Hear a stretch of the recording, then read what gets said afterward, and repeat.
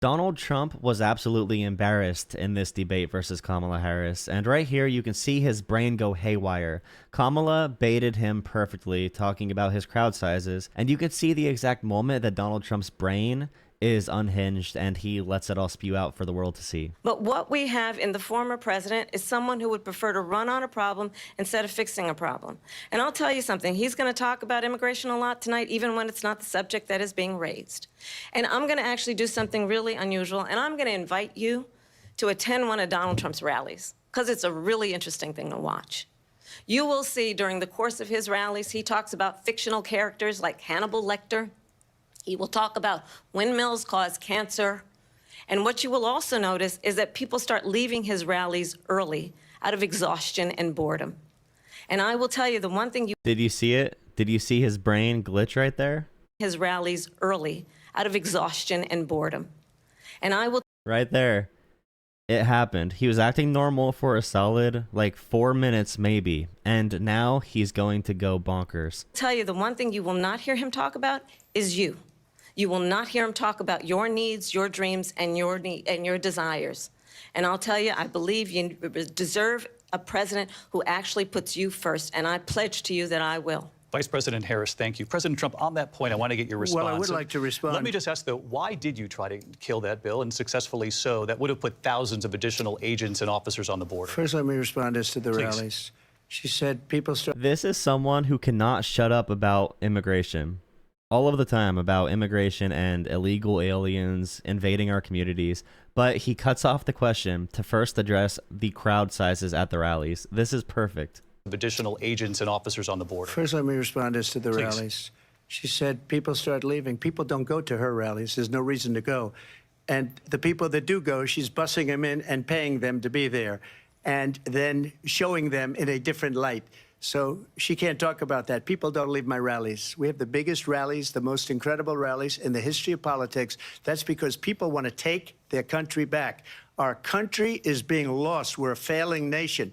And it happened 3.5 years ago. And what's going on here, you're going to end up in World War III, just to go into another subject. What they have done to our country by allowing these millions and millions of people to come into our country, and look at what's happening to the towns all over the United States. And a lot of towns don't want to talk. It's not going to be Aurora or Springfield.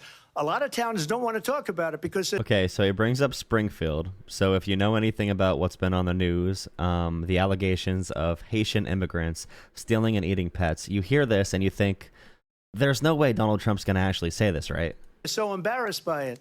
In Springfield, they're eating the dogs, the people that came in. They're eating the cats. They're eating... Bro, I stood up and laughed so loud, bro.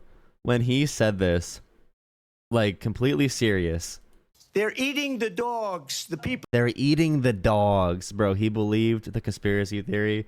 And the way he responds to the moderator then sounds like someone who's extremely old, someone who cannot understand reality. And you will see how he responds, but it's like, but I saw it on TV. It's got to be true. People that came in, they're eating the cats. They're eating the pets of the people that live there. And this is what's happening in our country, and it's a shame. As far as rallies are concerned, as far as the reason they go is they like what I say. They want to bring our country back. They want to make America great again. It's a very simple phrase, make America great again. She's destroying this country, and if she becomes president, this country doesn't have a chance of success. Not only success, we'll end up being Venezuela on steroids. I just want to clarify here. You bring up Springfield, Ohio, and ABC News did reach out to the city manager there. He told us there have been no credible reports of specific claims of pets being harmed, injured, or abused by individuals within the immigrant community. Well, I've seen people on television. Let me just say here, this is the people on television say my dog was taken and used for food. So maybe he said that, and maybe that's a good thing to say for a city manager. The people on television say that my dog was taken. The people on television. People on television. Let me just say here, this is the people on television say my dog was taken.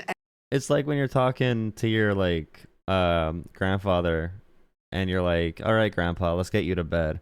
But he's like, no, but the TV's saying they're taking the dogs. They're taking the dogs and they're eating the dogs. You got to watch out. They're eating I saw it on television. And it's got to be true used for on food. Facebook. So maybe he said that, and maybe that's a good thing to say for a city manager. I'm not taking this from but television. The people I'm on taking it from television the city saying manager. their dog was eaten by the people that went there. Let's get you to bed, Grandpa. Let's get you to bed. Again, the Springfield city manager says there's no evidence of that. Vice We'll President find Harris, out. I'll let you respond to the rest of what you've heard. You talk about extreme. Her facial expressions during this entire exchange, I think she did very well. This entire debate, she did great. But I think this is a key turning point to really point out, just to say that Donald Trump is a bot. He is a narcissistic, storm of clouded judgment, rage, and overprivileged, overcompensation, every bad word you can use about someone who was handed everything in life.